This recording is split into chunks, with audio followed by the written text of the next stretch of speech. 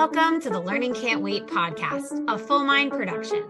At Full Mind, our vision is to ensure every child has access to an exceptional education. Each episode, we will be joined by pathfinders within and around the education space who are bringing about transformational change on behalf of deserving students. I am your host, Haley Spierbauer. Welcome back, everybody, to the Learning Can't Wait podcast. We have quite the panel joining us today. We have Jason Green, the president of US and co-founder of Your Way Learning. Hey, Jason, how are you? I am great. Good to be here. Welcome, welcome. And we have Will Krasnow, the CEO of SwiftScore. Hey, Haley, thanks for having me. I'm really glad you're here. And then we have the person who brought us all together. We have the John Gamba, entrepreneur in residence and director of innovative programs at Penn GSE. Welcome, John. Hey, Haley, great to be here. So glad to have you three here. I always appreciate a panel, in part because I think it allows for diversity of perspective and voices in this conversation we're having about the state of education and your part in it. So I'm going to start us off by asking each of you one at a time, how did you come to be the personal and professional version of yourself? I'll start with you, Will. I think for the personal professional version of myself, mostly just conversations with people that are a lot smarter than me. Or know more about something. So for SwiftScore, that's often been principals and superintendents or advisors like John. I love that. A lot of listening is required to be successful in this space, and you're kicking it off with that. Will, can you tell us a little bit about how SwiftScore came to be and how you're tackling space in the market right now? Yeah, for sure. So about a year and a half ago, I got coffee with my former English teacher, and he said to me, if I won the lottery, I would still teach, but I would pay somebody to grade. And so I thought that was the most ridiculous thing. And I never really thought about what my teachers did after class. And it was great. And so I got my brother, who is a Harvard statistics guy, and we coded him like an instant grading platform. Like, what if we built something for Mr. Cullen? And it was pretty good. We got in a couple different schools and kind of went back and forth with him about, oh, okay, so it's not really just about speed, it's about understanding the student. But in that process, we actually got approached by a former principal who shared a very similar problem, but that for the school leader, which is I'm spending all my time stuck in my office creating Danielson evaluations as opposed to building meaningful trust and relationships with my teachers. And he had 100 people who were really interested in a solution to that. And so we pivoted our existing tool, which was designed for teachers, for the school leader, built that out, and that's eval by SwiftScore. As a forever educator and former teacher and school leader, that is indeed the thing that got me most exhausted by the end of the day. Was I love being with kids, but then I had to do the part that wasn't with kids or wasn't with teachers after school, and that's the draining aspect. So excited to dig in a little bit more to that in a few moments. And Jason, I'm going to turn over to you now. How did you come to be the personal and professional version of yourself?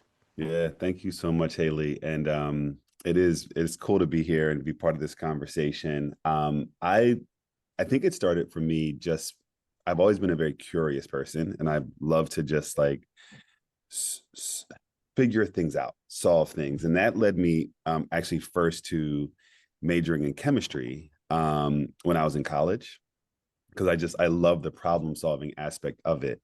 But by junior year, I had started to do kind of mentoring and tutoring at a neighborhood high school.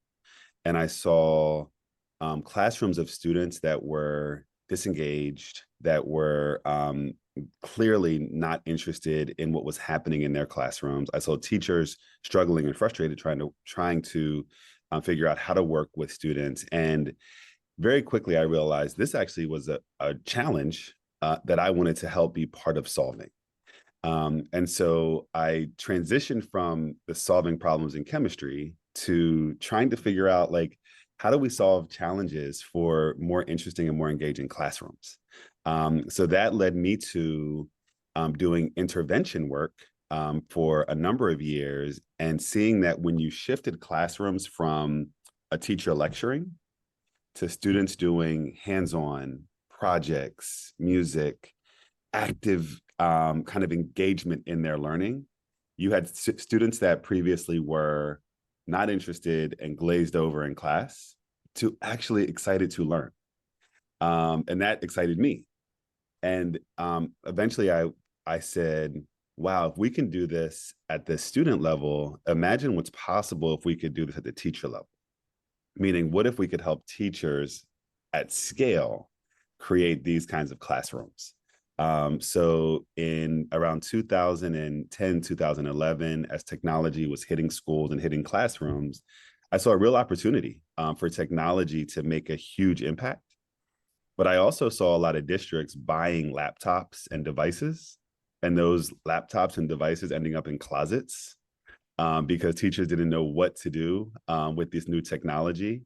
And so I then began to say, wow, if we can put together learner-centered pedagogy, an understanding of how adults learn, literally adult learning science and professional development and technology, then what becomes possible? Worked with Stanford University's Grad School of Education for a couple of years on a collaboration, and co-authored a book with my colleagues, Tiffany Wyckoff and Catlin Tucker, around blended learning. And essentially, the work that we're doing now is a culmination of how to build software. So we now have an AI platform that helps to elevate teaching practice, rooted in learner-centered pedagogy. And so that's how I came into the work that we're now doing, which is really leveraging technology to enhance, activate, and elevate teaching and learning in classrooms.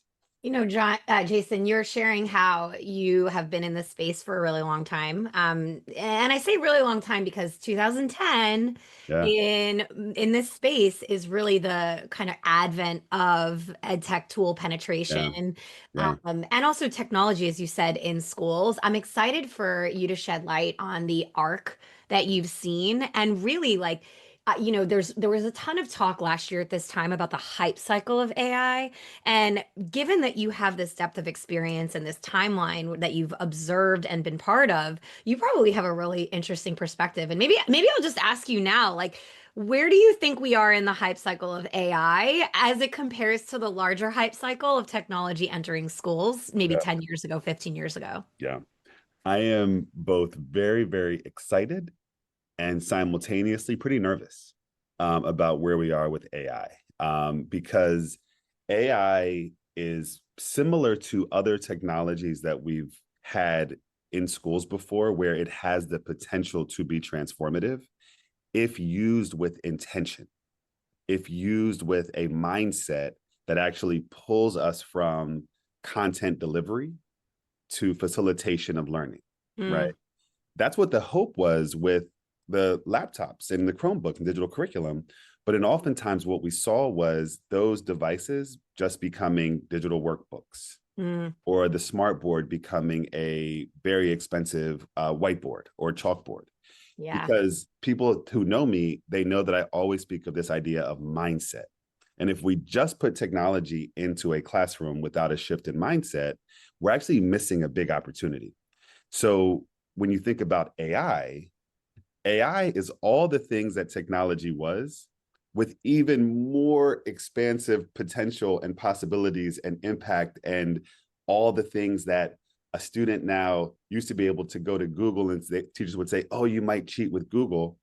Well, with AI, we're completely disrupting what the kind of industry of information transfer used to mean, which means that we really do have to rethink classrooms at large. So to answer your question, for me, what's happening right now with AI has even bigger implications if we don't get it right. Because if you give a AI in a classroom where the mindset is still what it used to be, then AI becomes a tool for cheating. AI becomes a tool to be shut down. AI becomes the thing that teachers are afraid of. And then students then have to navigate AI from those terms. But I've already seen, Haley, when AI is in a classroom where the mindset is there, where the training and the intentionality is there, AI becomes this incredible thought partner, teaching partner, learning partner, assistive partner that can actually help make learning even more dynamic and more personalized. But again, The requirement for that to happen is really deep intentionality, understanding, and a mindset toward what it looks like to move from I deliver content to I design and facilitate learning experiences. So both nervous, but also extremely excited because I'm seeing all these possibilities play out right now. I feel like you're setting us up for a really rich conversation, especially given each of your purviews. But before we continue down that road, John Gamba, I think we all need to know how you came to be John Gamba, the personal and professional version of yourself. And while you're there, if you could throw in how you know Jason and Will, because you are the harbinger of this conversation. You brought us all together. Yeah. So first of all, I love this question, and I'll start with the second question, the latter question, and that is, I get to I have a front row seat watching Will and Jason live out their whys. Will for the last year, Jason for the last 10 years, where we've just watched them take this very personal why. Will with his English teacher. And now with principals, in the school district of Philadelphia, Kelly Espinosa, where Will comes out of these meetings and says, if I can do that, I will honor her. And she's exhausted. And to be able to see that is pretty amazing. With Jason, 10 years, I've witnessed this work that emanated out of some university, Stanford University. I've never heard of it, but I know that it's pretty powerful work that was research that was done by Dr. Ball, and he'll talk about that, and see his evolution of how he's impacting student-centered learning, first through some blended learning work that he had done with his business partners, but really doing that on the front lines with some of the most progressive teachers and leaders in the space. And this evolution, really, I'm honored to be able to have this front row seat with both Will and Jason. To answer the question on my why, I have education in my genes. My parents were first generation high school graduates. None of my grandparents graduated from high school. In fact, my grandfather, Babe Gamba, was a painter. He painted bridges in Newark. And when my father got interested in painting, he wouldn't let him have a paintbrush because he was worried that my father would like it. He said, you're going to school, you're going to college, you're going to graduate, and you're going to go on to big things. Fast forward, my father was a school board director. My mom was a community college professor. My sister was a Montessori teacher. We worked together on the Gamba Family Foundation to close the achievement gap in underrepresented schools. And so we really kind of took this why from my grandparents, which was that education was the path to a better life. And I've always wanted to have an impact and make an impact, starting in the late 90s when I started an ed tech incubator, and sort of the rest is history. I funded a couple of businesses. I co-founded a company that was later sold to Blackboard.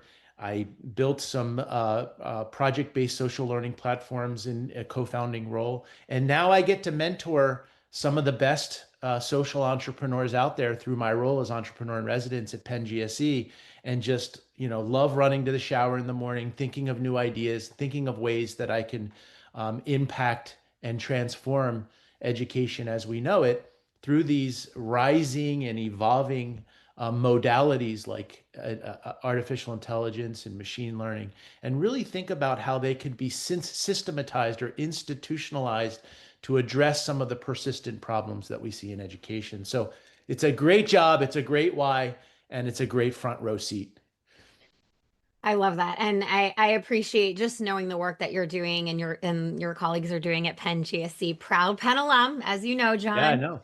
But I really appreciate how Penn is really putting itself at the forefront of what's happening in education today, especially as it relates to technology.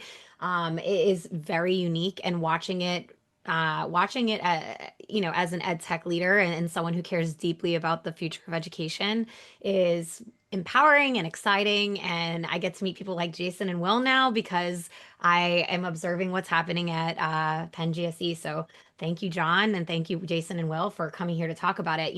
I really I led a question with Jason a few moments ago about where are we, how are we seeing things, but I'm curious because I'm not leading a tool that is AI first in the sense that the tool that I'm supporting and leading in the market is really services and really teacher focused. We can talk about how I see it, the play of AI in a teacher's life or a leader's life at another time. But you all are walking into the market really strongly supporting schools and leaders and teachers with emergent technology. So where are they? Will, I'll start with you. Jason, I asked you, where is the space? But I'm curious on the micro level, where are leaders and teachers from your vantage point? I mean, Will, it sounds like you're in Philadelphia, like working in the Philadelphia space. Where are they? Yeah, it's a great question, and it totally depends on where you are and who you're talking to. Like I've seen it across the gambit. I think certain folks you have all the way on one end, which is I don't want to touch AI. I don't want to think about AI. AI could replace my job.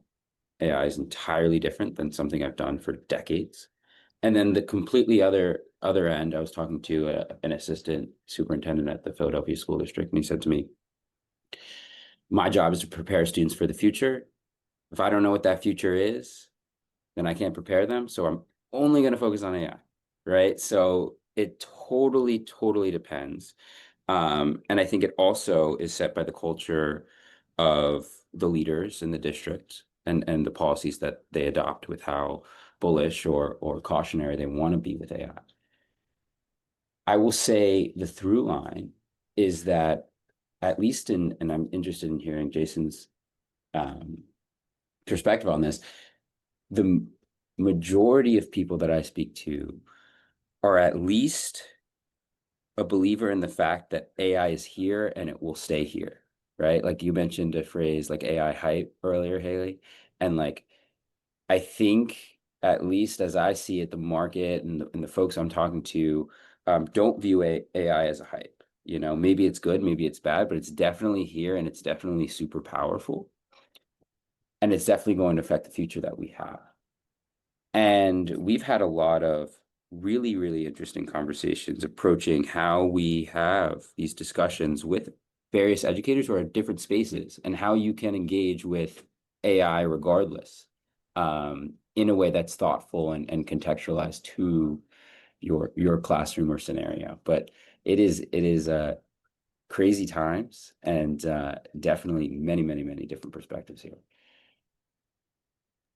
Yeah, that regionalization and kind of localization of where we are is what I've seen. Jason, I'm curious, when you are talking to teachers and leaders and personnel, what is your like micro view and how do you address it if they are technophobes? Yeah, this is, I think, a really important understanding to have, because if you don't meet folks where they are, you can have conversations that are completely just you're not even in the same conversation. And so I think it is important to get, again, I'll go back to mindset, where somebody is currently in their journey. What's been interesting for me is not just where people are, but how quickly things are moving. So we had conversations with the same people, superintendents last year, that are in very different places around AI than in the last month or two.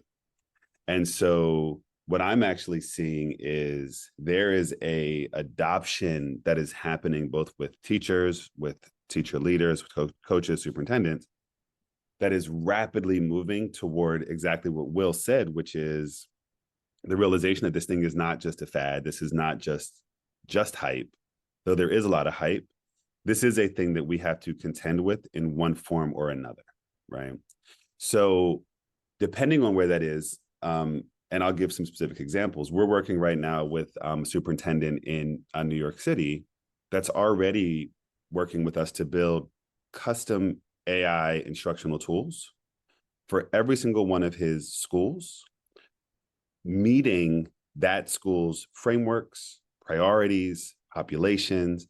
So already instances of how AI is being leveraged in ways that would have been impossible to do with any previous technology.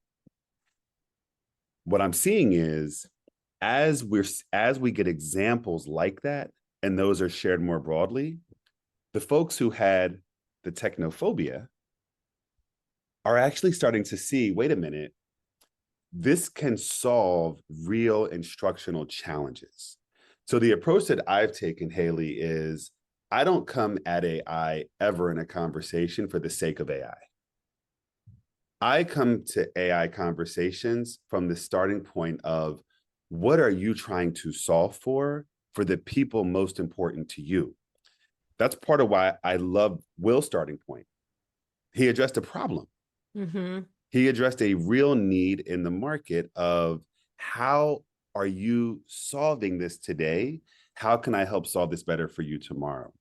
And so what's been really interesting about this is there have been so many challenges in classrooms around meeting the needs of various learners. And we've heard it for decades. If you talk to any teacher, they will admit, I have a curriculum. That's usually not the issue.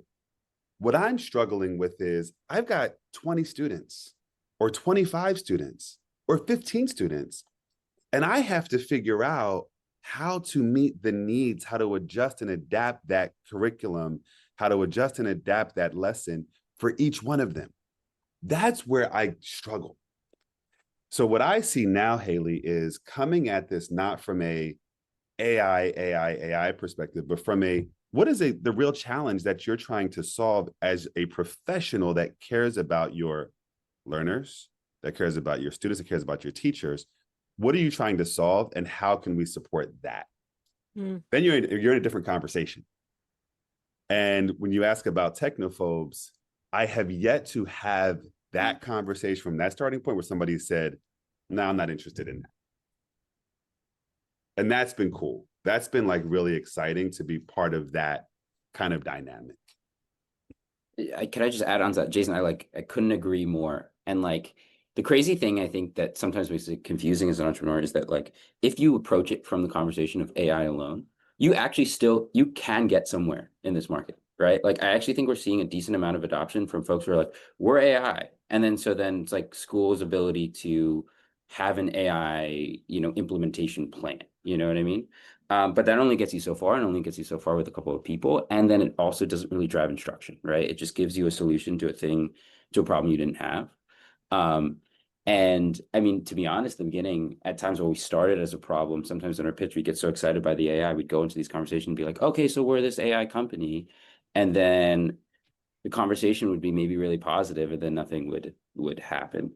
And so the return to the idea of like, no, we're trying to achieve something here, and it's student growth and achievement. And the really, really old consistent problems can now be solved by a means to an end, right? Like the AI is not the end. It's a tool, and if you can effectively implement it, to your point, anybody who cares about students, I think, can see a way in which they can use this tool to advance their goals that they've had for decades, forever. So, John, brass tacks here. You're getting to talk to so many types of ed tech companies on an annual basis. And what Jason and Will, I think, are really identifying here is when we have the space to talk to partners, right? Like buyers, partners, leaders, teachers, we have to make sure that what we're actually trying to do for them is solve problems. What do you typically advise folks like Will and Jason in order to ensure that they have that mindset and that they're able to see their work as furthering the school leader or the teacher, their capacity in the conversation around AI and adoption in this climate that is, somewhat challenging for school districts and their budgets? Yeah, it's a great question. And first of all, you mentioned mindset, and you also mentioned that you're a proud Penn alum. We are all proud Penn alums, and this is one of the first podcasts that I've been on where all of the guests multiple possess University of Pennsylvania degrees. And I will say that that's an important statement, Haley. We are bound by the values of our founder, Ben Franklin, In terms of entrepreneurial mindset, as I said, I have a front row seat and see how both Will and Jason are thinking about failing fast, failing smart, demonstrating resilience, adversity, overcoming objections, really powering through this complicated and brave new world of AI, while also demonstrating this service orientation that comes out as being a graduate of UPenn and trying to make the world a better place. Will is being humble. He earned one of the leadership awards at Penn, graduating very recently, and could have gone on to Bain or BCG or Wall Street. He's broke and working to change the world in the space of AI, and gonna do a lot better than just go into the next hedge fund. Jason's been at this for decades in terms of not just trying to build a business and IPO, but really trying to change the trajectory of underrepresented students through the lens of transformative technology solutions. And I think that that's really powerful. When Will goes out to School District of Philadelphia, make no mistake, Penn isn't trying to be insular. It isn't trying to build a wall around itself. It's trying to build bridges out to the School District of Philadelphia to leverage what I will say to answer your question. How do we make that impact through the entrepreneurs and through the mentorship programs that we oversee and run? I think our secret sauce is research to practice, really thinking about the research that's coming out of Penn GSE and across our research-based university, and leveraging that to power new products and services that are going to really make a difference. We often say that the underlying or the foundational research that is going into these applications that are being built are critically important if you can instill it, if you can leverage it, if you can apply that research. And then on top of that, thinking about what are the evaluative models that are being put in place to measure the outcomes of a Your Way platform where teachers are able to dip their toe in the water on AI, use the AI applications that are on that platform to implement project-based learning or different MTSS solutions or interventions for students with disabilities. Or Will, in terms of being able to evaluate teachers according to Danielson frameworks or Marzano. I think that's really the difference, is the entrepreneur who not only has a great idea and goes through the wall to implement it, but can leverage the latest and best practices in research and evaluation to be able to deploy, test, measure, grow, and develop their application for good. Oh, John, I'm so glad you dove into that because candidly, I am such a research nerd. I just like, I know everybody who listens to this podcast knows that. And I'm 0% surprised that that's a foundational aspect of the program that you all are working on over at Penn. Let's talk about this because research is expensive. I have a very good explanation myself, but I want to hear yours, Jason and Will. Why are we investing in research? Do leaders care about it? Like, I'd be curious what your experience has been. I don't know who wants to talk first. Jason, cool if I jump in. I think this is something I think about a lot. I've been thinking a lot recently because it's kind of weird. If you're an entrepreneur in most spaces, you don't have this robust body of research to lean on, right? Like if you're building like, I don't know, like a sales tool, like you don't have this research that's like, oh, so if you do this, you're just going to make all this money or close all these deals, you know? But weirdly enough, there's a ton of research out there about like, what's the best way to help students achieve, right? Now, of course, baking that into a tool is very difficult. But the fact that it's there is already something that's pretty fascinating. The way I like to think about it is I see when we talk to educators, there's like usually two buckets. So bucket one is like, all I need to do is see it and I'll believe it. So this is the educator who's super familiar with and sure in how they do and understand education and helping their students grow.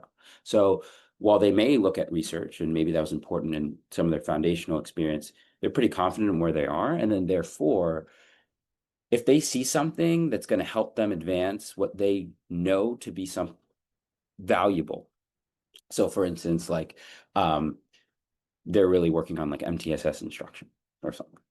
And so then therefore, they just need something that's going to help them advance that. And it's going to feel like it's doing it. And they're going to see students have multiple different tiers of learning. And they're going to know that that's a valuable tool, right? That's traditional entrepreneurial sales development, product development. But then the other bucket is like, there are some folks who are just like, I need to see the research. Like, does this tool actually help students learn? Like, you could talk a big game about what AI tooling you have, what fancy thing you could do, saving time, right? But the interesting thing about schools is that once you've solved the sub problem, you haven't necessarily helped the student. And if you haven't helped the student, you haven't done anything, right? And so being able to partner with a group like Penn and say, okay, what are the best practices when it comes to teacher professional development, right? And bake that into your tool on the front end. And then on the back end, once you put it in schools, test that. Is it really helping students grow? If you compare it to people that are using SwiftScore to not using SwiftScore, is there a difference? And if there's not, then we haven't done our job. And so that's what makes this work so fascinating and longer term and bigger picture, and definitely harder, but also more exciting. You know, Jason, I think that for you, I have a slight tweak on that question because I was made aware that there is an exciting, like even furthering of your work with your collaboration with Penn GSE. So can you talk a little bit about how Your Way Learning is going to be helping Penn GSE with credentialing asynchronous courses? Because I think that it marries the idea of what we're talking about here, like knowing what problems exist, bending or leaning heavily on research. All of this could get wrapped into this solution that you have kind of been born of Penn GSE and Your Way Learning. Absolutely. And this is, I think, where this, we talked about earlier, the mindset, the intentionality. This is where I think we have a massive opportunity within this space to get something right and do something different than what's happened in the past. So very, very quick background on this. So Your Way Learning was born out of research. We were born out of over 20 years of a longitudinal study with Dr. Arnitha Ball in deeply understanding professional development, teacher growth, teacher practice. And not surprisingly, most PD that happens to teachers, and I say that how I just said, happens to them, does not take into account how adults learn. We dump a bunch of information on them. And then we wonder why teacher practice doesn't shift. So when I was doing this kind of early research around how can we leverage technology to do that differently, it actually did inform how we designed Your Way. So we started from the standpoint of research should be a significant component of the design of a product, of a tool, of anything that goes into, especially into a classroom. So now the work with Penn GSE is especially powerful because what we saw was AI was once again hitting classrooms, and most of the training that teachers were getting was training like on a tool. It was, how do you use this widget? It was go and just, do the thing, or it was nothing. And then what teachers were doing was they were going to ChatGPT, putting in a prompt and getting a thing back that probably wasn't pedagogically sound, that probably wasn't aligned to their students' needs, that probably wasn't informed by the district priorities. So put all that together, and if teachers are trying to navigate that without the appropriate support, you actually can wind up in a pretty big mess of AI not fulfilling what we all hope that it can do. So John and I came together and our teams, and we said, there's got to be a different way to do this. There has to be a different way to think about how we support teachers in this hugely important time. So we had already begun, because of our background in PD, really thinking about technology from a learner-centered pedagogy lens. Penn GSE, obviously a leading institution in learner-centered pedagogy, teacher development, and also acknowledging there is a gap that we've got to fill, and we have the potential in this collaboration to do so. So together we said, what if we designed an AI foundations course that didn't just teach a tool, that actually helped to support the mindset and practice shifts for a teacher to think about AI from a pedagogical lens. So when you look at the AI Foundations course from Penn GSE, it leverages Your Way, a pedagogically trained AI tool, to help teachers say, I have an engagement challenge in my classroom. How can I leverage AI to support deeper engagement? I have a differentiation challenge in my classroom. How can I leverage AI to better differentiate from my learners? I have to think about AI from a responsible, ethical, and empowering standpoint for my learners. How do I think and plan for that? So this course, and I'm so excited about it, is the only course that I've ever seen that doesn't just do AI tool training or some basics. It really goes into leveraging AI for true learner-centered pedagogy that's now helping a teacher use AI with intentionality. We launched the course a few months ago. We already have so many great teachers that are leveraging the course. And what they're saying is, this is more than just a give me something quick so I can do something quick. This is actually helping me elevate myself as a practitioner. So I'm looking right now. I went to the Penn GSE website for online learning, and I was looking. And so this is really meant for anyone, teacher, instructional leader, school leader. Yeah. It like the various stakeholder. And, again, John called this out, but your approach to this and the conversation you're having around mindset is really important, because at the end of the day, the question I asked both you and Will at the top of the call was like, where are we on the hype cycle? What's the big macro versus micro? The train is on the tracks. That we are headed forward. Our emergent technology includes artificial intelligence. It is going to be the future of our kids' learning and their professions. And so I appreciate that what you're really looking at here is mindsets, not like, please learn this one tool. Because even the tool that you have today is going to be very different in 5 years. And so what you're really trying to do is get people to have this mindset. And when I think about K-12 classrooms, I think about the thing that matters most is getting kids curious and having them be critical thinkers. And in essence, that's what you're trying to do here. You're trying to get the adults to be critical thinkers. Yeah. And be curious. Go ahead, John. I was just going to say, so not only is it exactly what Jason talked about, which is the fusion of learning and doing at the same time, learning the foundations of AI, what we call demystifying AI. What is it? What is it not? How can we look at this through an asset lens instead of a deficit lens? And then it moves into the practical applications to dip your toe in the water. You have a problem. Here's a tool that you can use. And there's an opportunity to build your own tools. Once you have the knowledge of what AI can do, Your Way and the platform gives teachers the opportunity to create their own tools for student-centered learning. And then we move on to the final component, which is how can we leverage AI for social good? And how can we do that by leveraging the latest research from some of the greatest thought leaders out there, including someone like Cornelia Walther, who is a columnist in Forbes magazine talking about AI for social good. And that's really a lot of the things that has driven Will as he's gone to like the World Bank and he's gone to different international bodies to think about AI, not just to drive or change practice, but to actually think about what are we going to do to apply AI in this world that we now live in to advance social good.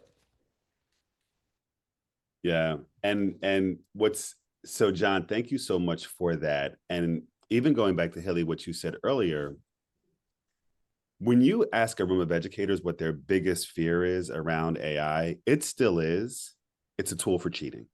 Mm-hmm. Full stop. That's still their biggest concern. And they're not wrong.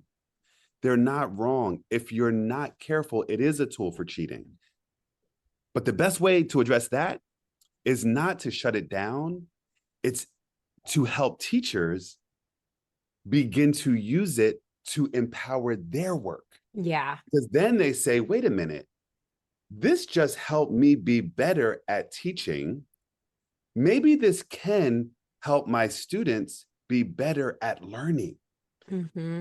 That subtle shift, and I've seen it happen now multiple times, when a teacher begins to engage with it, where it literally helps them take, let's say, an old lesson plan that they've been using for a decade, but now somehow they leverage AI and they have a math relay race that the students love.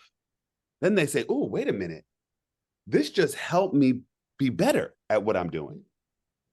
Maybe there's a way for me to think about this tool, this technology for my students to help them be better at what they're doing. So even as part of how we think about the course, it's helping teachers say, where do I want the effort to be for this learning objective? Yeah. That's a different thing than saying shut down AI. Because now you can say, this learning objective is for persuasive arguments. Use the AI to have a debate. This learning objective is for content knowledge. Use the AI to do research. Mm-hmm. This, I want you to have a creative bend. So don't use AI first, but maybe use AI to enhance it. You see what happens is now the teacher can have a level of design thinking with AI that accelerates and enhances the learning object. Where do you want the effort to be? Because that's where the learning will be, and then use AI accordingly.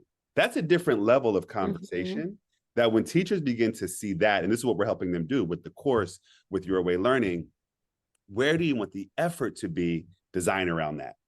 Different conversation, game changer. Where it really gets interesting though with Will is all of that, and Will can jump in, I don't want to steal his thunder, is think about everything that just went through the mind of the educator with what Jason just said. We know the time-starved teacher is thinking about all of those things. They're thinking about engagement. They're thinking about parental engagement. They're thinking about tutoring, high-dosage tutoring. Oh my goodness, literacy gaps that need to be. The power of AI, and will weigh in, is to be able to synthesize all of that data and to be able to actually give recommendations on what works and what could specifically work for that leader or that teacher. And that's the power of AI, is the synthesis of that data to provide actionable insights to take student-centered learning, that practice, to the next level and personalize it to the specific educator. And that's where I think we get fears of cheating thrown out and fears of unions thrown out. At the end of the day, if we can bring literacy gaps down, if we can promote STEAM, if we can differentiate and structure for all learnings to actualize what UDL really is through the power of AI, that's where it really gets interesting, right, Will? I think you nailed it, John. I'm thinking about one of the things Jason said, which is like, it's the teacher considering their objective and then using AI, right? And the objective was never AI, right? And so neither was the objection. Unless the objective is AI, and then you get the objection. But the reality is that, so as I mentioned, right, we have a tool for observation, evaluation, and coaching, right? So the objective for us is to help support teachers grow and own their practice, right? And really, really be proud of it. Now, what is so interesting about what John's saying with AI and synthesis, right, is it's this incredibly powerful tool to advance that objective, right? But what exactly does that mean? For us, the thing that we've been talking a lot about internally is how can we make a SwiftScore evaluation better than if you had a team of consultants who had all the time in the world trying to create a personalized path for just one teacher alone, right? And so the crazy thing here that AI can do is it can pull all of this different data and instantaneously output a very, very, very reliable, strong, research-backed plan for a teacher. And then it doesn't stop, right? Because this is the means to an end. And then all of a sudden, the educator has the time, the principal, the superintendent, the assistant superintendent has the time to actually sit down with that teacher and say, okay, let's talk about this. What are your goals as a teacher? This is a question that never happens. What are your goals as a teacher, right? Mm-hmm. And all of a sudden, these things, which were always problems, but remained in this realm of compliance, can actually be advanced and solved here. And I think that's just the through line of this entire conversation here, right? Which is old problems, new solutions, same goal, more achievement. Yeah, and I think, I get the opportunity to talk to a lot of people about AI and learning and all these topics that I care deeply about. When we're centering the humans on all of this, we really allow for us to unlock and maximize each of our own capacities. So like what I hear both of you, all of you saying here is, the AI allows us to do better and be better. And that's very much my personal philosophy on this. And so I get excited when I hear people their work so rooted deeply in that notion, that we could be more human. We can have more time to have the social interactions, to build the kids' capacity up, to build our own capacity up. That makes me so thrilled. I think it's really tough to have this conversation and then end it because there's so much more we could talk about. But I do have to ask each of you, as a final question, I'm not going to ask you what advice would you give a teacher starting their career today. So for those that listen, they know that's my typical last question. But for each of you, I actually want to ask a different question. I want to ask you what advice, and John, yours is going to be a slight tweak, but for Will and Jason, what advice would you give a school leader who is ready to jump in on artificial intelligence in their community this year? So Will, I'll start with you, and then Jason, I'll go to you, and John, you get a whole different question. Yeah, that's a great question. I think in light of the conversation we had today, don't start with AI, right? Don't find the best AI tool. Don't think about the best AI workflow, right? Don't ask somebody else how they're using AI. I mean, these things can all be helpful, but that's not where you start, right? You start with, okay, so what are the things in my strategic plan that I absolutely need to advance? And I know that because we've done the work to understand that that's going to help our school and help our students, right? And whatever that is, I'm sure there's a way AI can assist in, right? And so if you start with the problem, the effective solution will just kind of come from there, right? And then when you start considering the solution, certainly be super judicious about what tools you're using, right?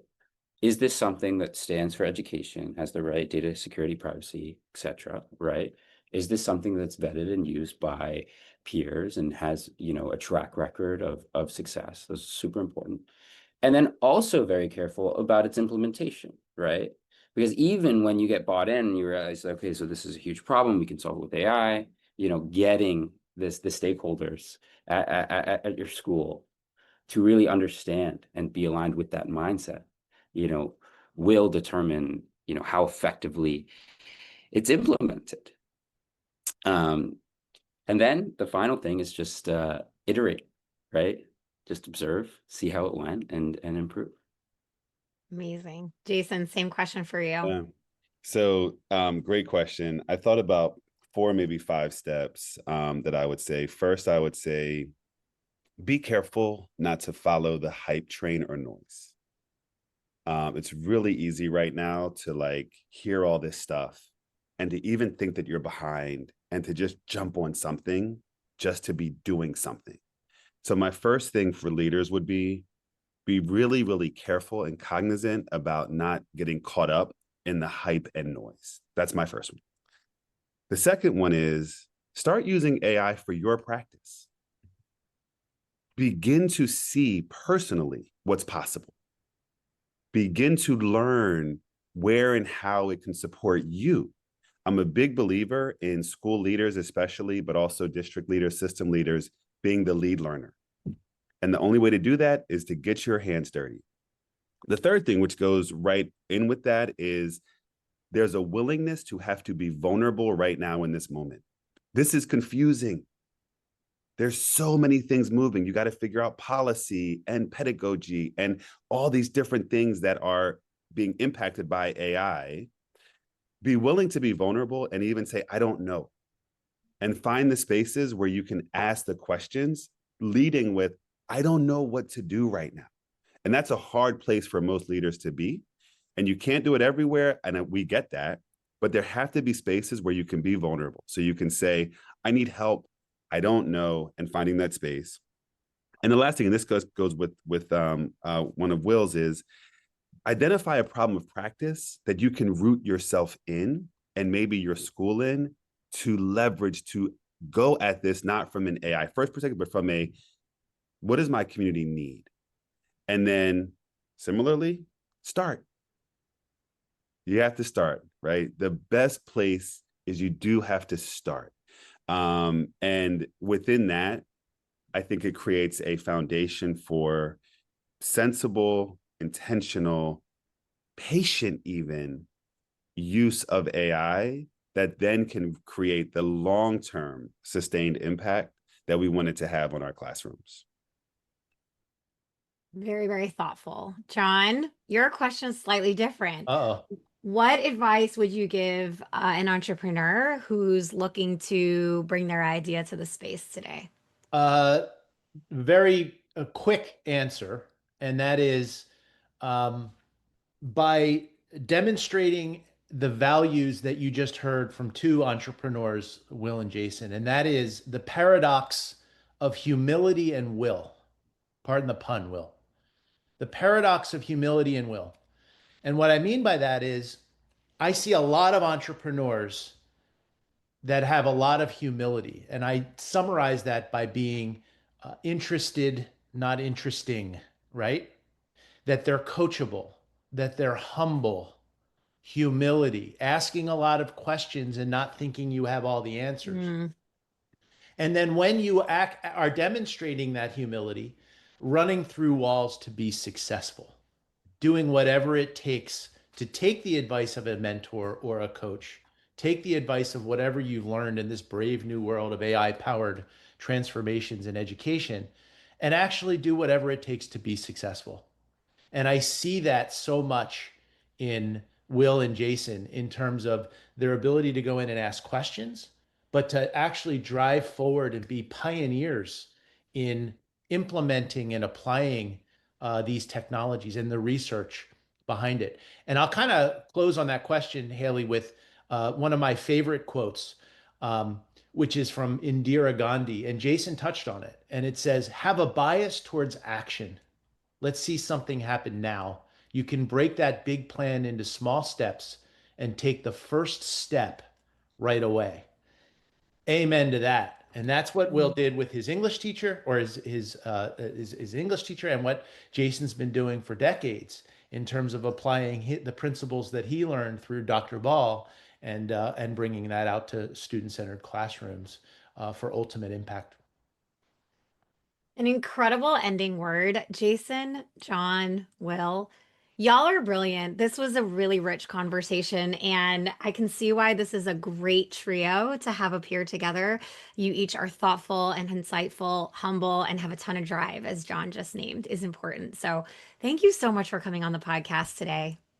Thank you, Haley. This was awesome. It's been our pleasure. And thank you to everybody for tuning in. Thanks for listening to the Learning Can't Wait podcast. If you like what you heard, please rate, review, and share this episode. Be the first to know when we have a new episode by subscribing wherever you listen to podcasts. If you'd like to be a guest on the show or have a suggestion for an episode, email us at podcast@fullmindlearning.com.